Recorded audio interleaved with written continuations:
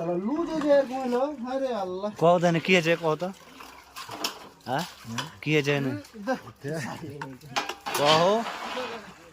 Rod ভেঙেছে কি খুলেছে বলা যাবে না। আচ্ছা তুমি কও তো দেই।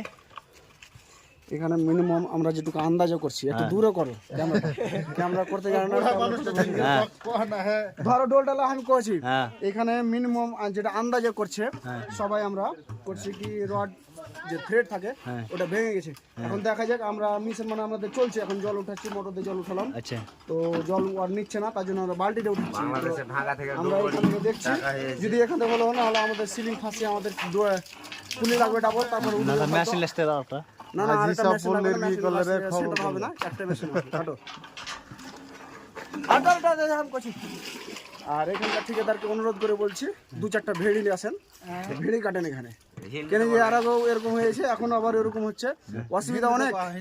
আধখানে হিন্দি দেখা 2-4 भेड़ लाओ, भेड़ काटो, इधर पानोती है इस साइड में, अच्छा फिर पानोती काटेगा, इसलिए ऐसा होता है, पानोती हो रहा है।